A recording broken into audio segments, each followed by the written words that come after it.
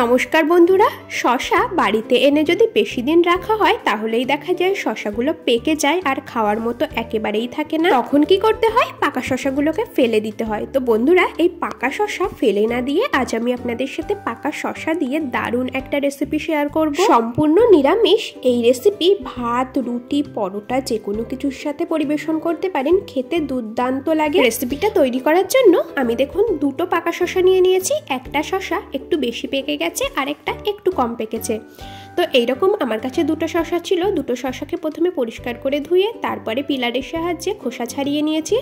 দেখুন সুন্দরভাবে খোসা ছাড়িয়ে নিয়েছি। এরপর নিয়ে নিয়েছি একটা গ্রেটার দিয়ে দুটো শশাকেই খুব ভালো করে গ্রেট করে নেব। আপনারা চাইলে একেবারে ঝিরিঝিরি করে শশাগুলো কুচিয়ে কেটে নিতে পারেন, তবে গ্রেটার দিয়ে গ্রেট করলেই বেশি ভালো হয় আর খুব সুবিধে হয়।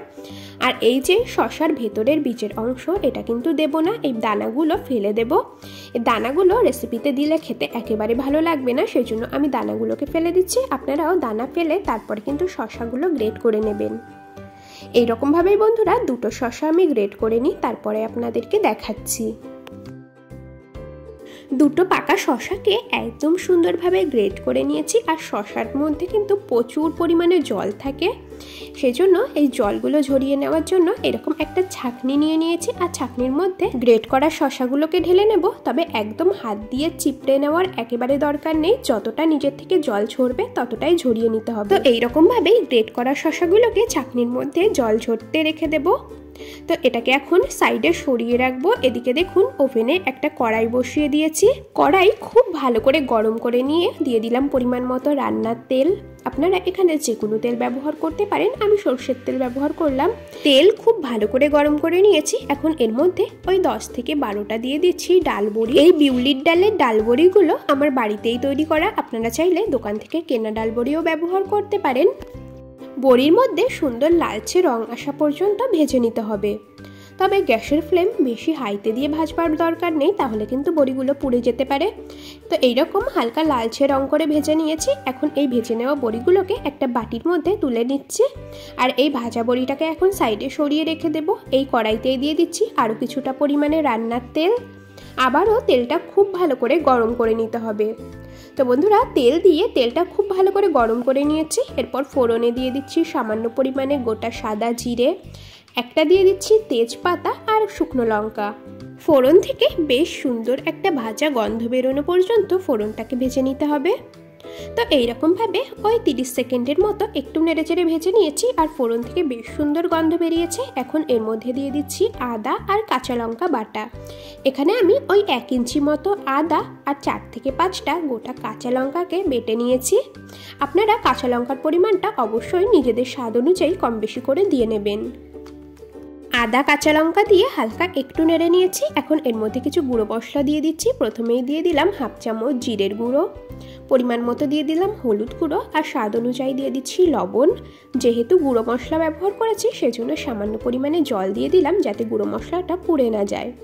মশলা থেকে তেল ছাড়া পর্যন্ত এবং মশলার কাঁচা গন্ধ যাওয়া পর্যন্ত একটু কষিয়ে নিতে হবে। আমি ওই মিনিট খানিকের মতো কষিয়ে নিয়েছি, তাতেই মশলা থেকে সুন্দর তেল ছেড়ে দিয়েছে।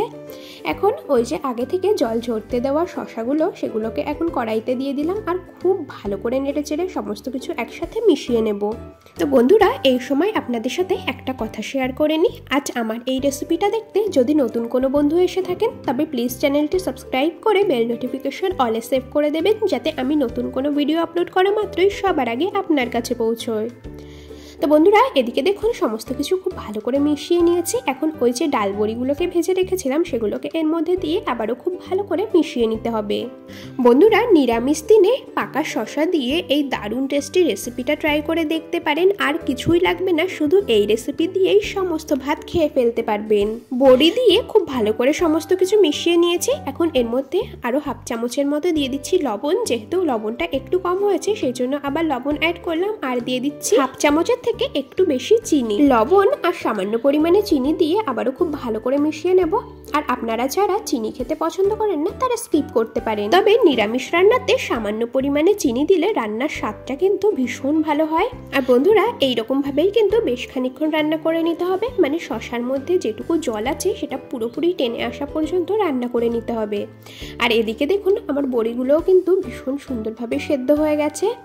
এইরকমভাবে শসা আমি ওই 7 থেকে 8 মিনিটের মতো মিডিয়াম ফ্লেমে রান্না করে নিয়েছি। আর দেখতেই পাচ্ছেন শসা আগের থেকে অনেকটাই কমে গেছে, আর শসার মধ্যে যা জল ছিল সেটাও টেনে গেছে। সবশেষে এর মধ্যে দিয়ে দিচ্ছি ভাজা জিরের গুঁড়ো, মানে গোটা সাদা জিরে হালকা ড্রাই রোস্ট করে তারপরে গুঁড়ো করে নিয়েছি। 1 চামচ ভাজা জিরের গুঁড়ো দিয়ে ঘন্টর সাথে খুব ভালো করে মিশিয়ে নিতে হবে। এই ঘন্টতে ভাজা জিরের ফ্লেভারটা কিন্তু ভীষণ ভালো লাগে। অবশ্যই আপনারা রান্নার শেষে ভাজা মশলা দিয়ে তারপরে নেড়েচেড়ে নামিয়ে নেবেন। তো এই রেসিপিটা কিন্তু আমাদের প্রায় রেডি হয়ে এসেছে। এখন এটাকে একটা বাটিতে নামিয়ে নেব, তারপর গরম গরম ভাতের সাথে পরিবেশন করে নেব। আমাদের আজকের এই রেসিপিটা দেখে আপনাদের যদি একটুও ভালো লেগে থাকে তবে ভিডিওটিতে একটি লাইক এবং বন্ধুদের মধ্যে শেয়ার করে দেওয়ার অনুরোধ রইল। আর অবশ্যই এই রেসিপিটা বাড়িতে তৈরি করে খেয়ে দেখবেন, আর খেতে কেমন হয়েছে আমাকে কমেন্টস করে জানাবেন। রেসিপিটি সম্পূর্ণ দেখার জন্য আমার সকল বন্ধুদেরকে অসংখ্য ধন্যবাদ জানিয়ে আজ এখানেই শেষ করছি। আবার দেখা হবে পরবর্তী কোনো রেসিপির সাথে। ততক্ষণ সকলে ভালো থাকবেন, সুস্থ থাকবেন।